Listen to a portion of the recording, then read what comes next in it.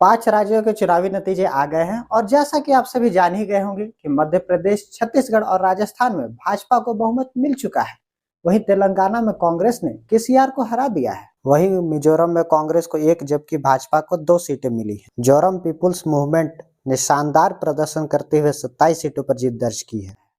और ये सब देखकर इंडिया अलायंस की सहयोगी पार्टियां, जिन्हें कांग्रेस थर्ड ग्रेड की पार्टी मानकर साथ में चुनाव लड़ने से मना कर रही थी, वो कांग्रेस से कह रही हैं, बेटा तुमसे ना हो पाएगा। देश में एक ही गारंटी चलती है और वो है मोदी की गारंटी। बीजेपी ऐसा कह सकती है। आज देश के करीब 52% आबादी पर बीजेपी की सत्ता है। एक समय तो ये आंकड़ा 78% तक पहुंच गया था, लेकिन फिर आया साल 2018 जब बीजेपी का विजय रथ थमने लगा।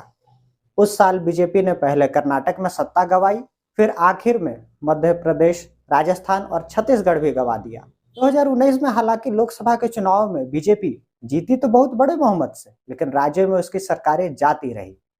नतीजा ये हुआ कि दिसंबर 2019 तक बीजेपी का शासन सिमट कर 34% क्षेत्रफल और 44% आबादी तक ही रह गया।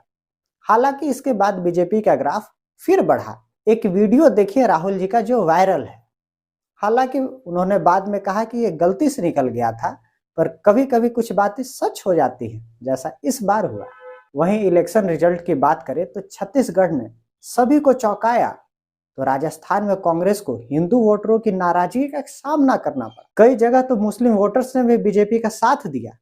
मध्य प्रदेश में लाडली बहन योजना के तहत हर महीने महिलाओं को 1250 रुपए उनकी जरूरतों को पूरा करने के लिए दिए जाते थे, और ये भी बीजेपी की जीत में एक बड़ा फैक्टर साबित हुआ। उस साहब के शब्दों में आप तो सब जान ही रहे हैं ना जी, हमारा गठबंधन का वोटर ऐन वक्त पर अपना वोट बाहर गिरा देता है। इंडिया का फैमिली प्लानिंग न कर दिया सब जी। समझ रहे हो? समझ रहे हो आप? समझ रहे हो? खैर, बात करते हैं कि इलेक्शन रिजल्ट 2024 के लोकसभा चुनाव के लिए कितना मायने रखती है। सबसे बड़ी बात तो ये है कि इन रिजल्ट्स ने फिर से ये साबित किया है कि मोदी का जादू अभी भी बरकरार है, और इंडिया अलायंस तभी भाजपा को हरा सकती है जब एक साथ मिलकर सभी लोग खुशी से चुनाव लड़े।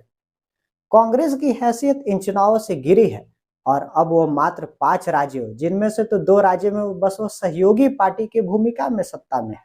कुछ ऐसे समझिए कि अगर सपा जिम्बाब्वे है, लालू यादव की पार्टी श्रीलंका, ममता आयरलैंड, तो कांग्रेस युगांडा जैसी होगी। अब कांग्रेस किसी को अकड़ नहीं दिखा सकती है।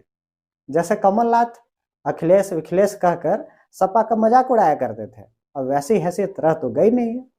2024 के इलेक्शन में कुछ ही महीने बचे हैं। ऐसे में अगर इंडिया अलायंस को दिल्ली की चाबी चाहिए तो उसे आत्ममंथन करना होगा। खबरों से अपडेट रहने के लिए खबर अप को करें लाइक, शेयर और सब्सक्राइब।